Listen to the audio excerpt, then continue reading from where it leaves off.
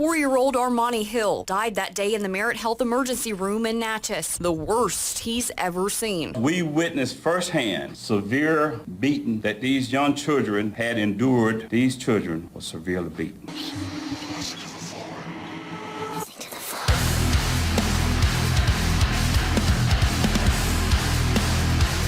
What's up? It's iCkEdMeL. How you guys doing? We got this case from Mississippi.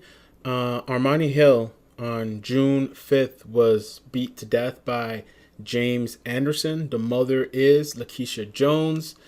She has a sister named Layla.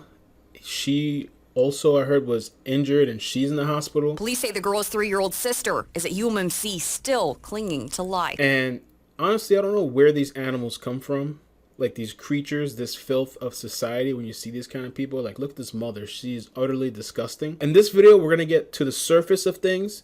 I'm going to do another video talking about the CPS history, because there's a pretty extensive history on the CPS situation. Natchez police say the DHS case was recently closed, but their investigation is not over. There's indication that these had gone on for quite some time. DHS had opened a case up on these kids due to previous injuries.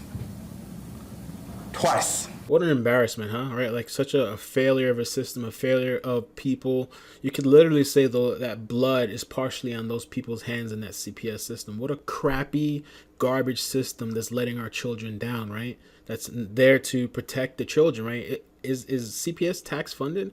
I mean, we're going to get into that in another video, but it's just, what a trashy, I would be embarrassed to be associated with a organization like that that's literally sending children to their deaths. Just like the situation with Maleah Davis, which a lot of the details, or some of the details, are kind of eerily similar to Maleah Davis. The only difference with the CPS judge with Maleah Davis is that she placed a gag order. And as far as Armani Hill, I mean, these kids, both of these sisters, they've had tons of injuries. We're going to get deeper into it later on, but I mean, from cigarette burns, injuries all over the body, on their back. Chief Armstrong says their pathology report lists more than a dozen injuries. One of those injuries to any of our bodies, we would be racked in pain. I mean, this guy is a monster, and this woman, I wouldn't even call her a woman, and I wouldn't even call this guy a man, okay, a male, because he's a coward. Don't get it mixed up.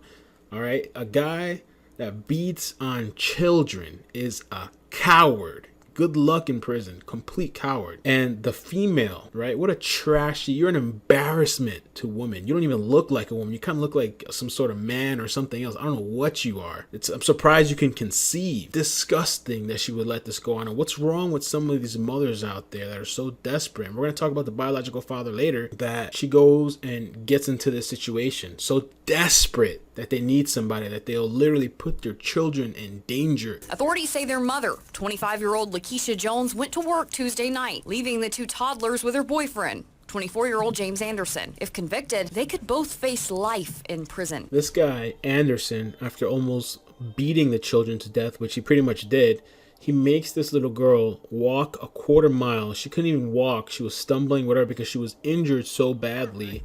Then he calls the mother, and he says that the children are sick, that you need to come home. Not once all this time did he call 911. The so-called mother, right, the female, the disgusting slob, right? I don't know how anybody could lay up and procreate with her, but it just shows where society is at, that these men are so desperate and thirsty. Some of these women are too. They have no class, no morals. They're so desperate. And she supposedly called 911, and the child passes away in the hospital, and the other one's in critical condition. Who knows if she passes away too? I mean, this guy was literally, allegedly torturing these girls. I mean, there was part here where it says CPS was investigating burn marks on the girls.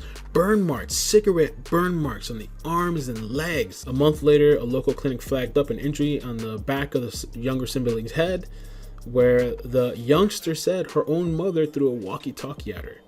A lot of times when children are being going through this, they're afraid to speak up. Reportedly here, the child tried to speak up and said what happened, and this garbage system failed. The so-called parents, the so-called male, the so-called mother, so-called CPS. An embarrassment, bro. I couldn't imagine, and I don't want to put this on the people on the ground on CPS, because I'm sure there's an upper echelon structure, but I couldn't imagine taking on a job like that and knowing that, okay, here you go. I mean, I know they don't sign off on the children going back, but they reporting this stuff. How could you sit there in good conscience, whoever the hell this social worker was, and just...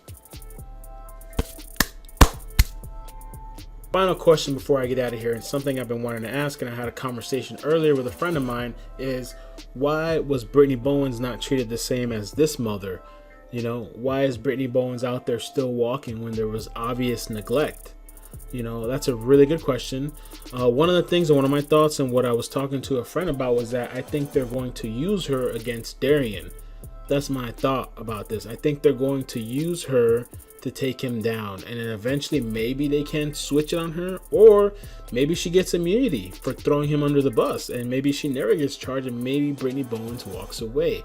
I would love to know your thoughts and comments down below. Thanks for the support, and have a good night. And the next video, I think we're gonna dig into the CPS history. Let's get into it. Let's dissect it.